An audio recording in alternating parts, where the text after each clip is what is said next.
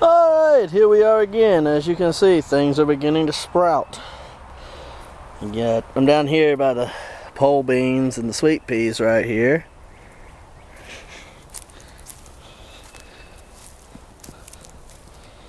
And then make my way up a little ways to everything else.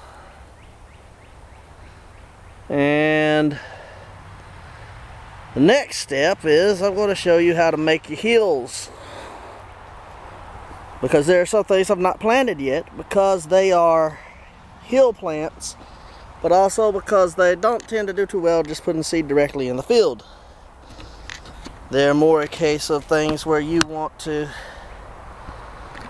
start your seeds elsewhere and then grow them into plants and transplant it to the field.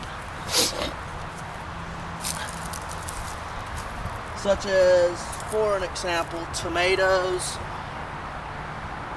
You would rather do well to take them and start your seeds and then put your plants in the field.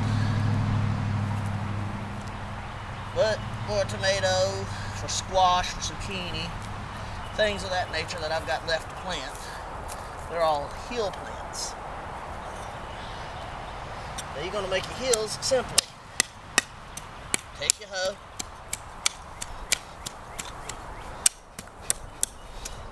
bust some ground up into like a square.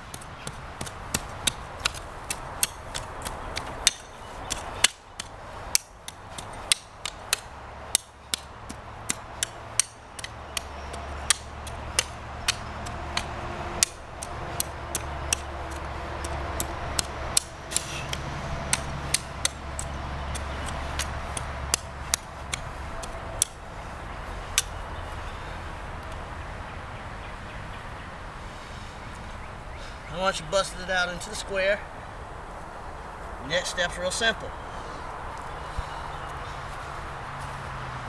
I'm going to pull all that loose dirt toward the center.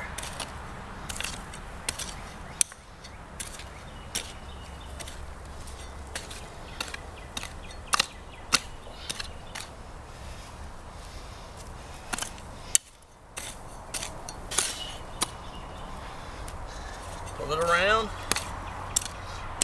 Nice pile in the middle of it. Go ahead and pull out grass and roots, rock, things like that. And that's how you make your hill. Once you've established the hills, for everything that you're going to need hills for, it's pretty simple. Because then you're ready to plant them. With the tomatoes, you're going to go from center of the hill to center of the hill. You always want about 3.5 to 4 foot. And you want your hill to be about anywhere around a foot across. When it comes to the squash and zucchini and things of that nature, you want your hill to be about 2.5 foot across. You want a distance from center to center of about 4 to 5 foot. So that's the basic idea on that. Now the next thing, watering. I get asked a lot, when's the best time to water what you're growing? Well, the best time to water is right before sunset. You know, about an hour or so before sunset.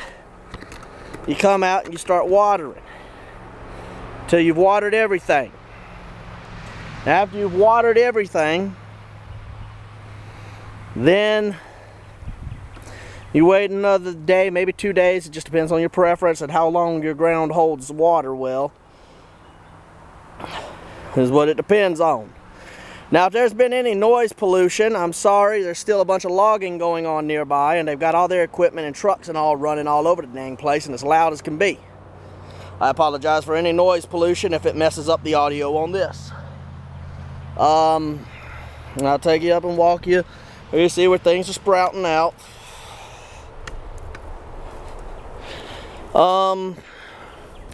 Another thing that you want to do is where you see there's grass growing up in some of my rows here.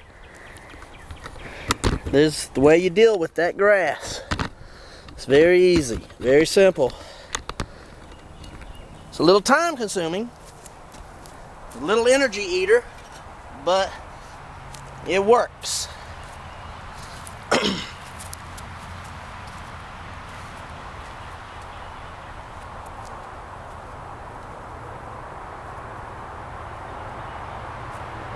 Come out with your hoe, cut the blade in the ground under the roots to snap them off from the root.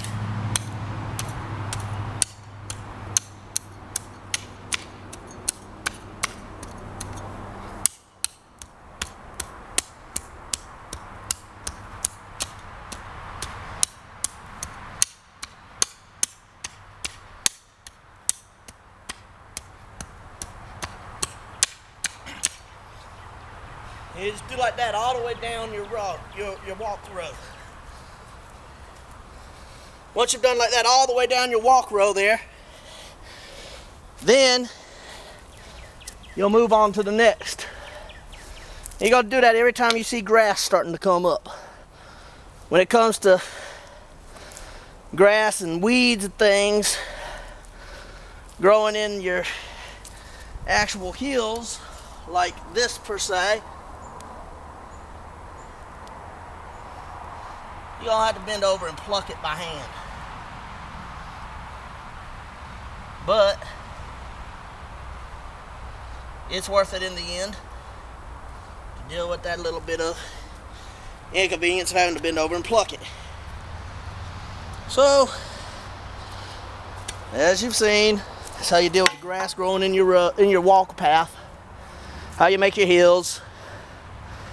Grass and weed and all growing on your hills.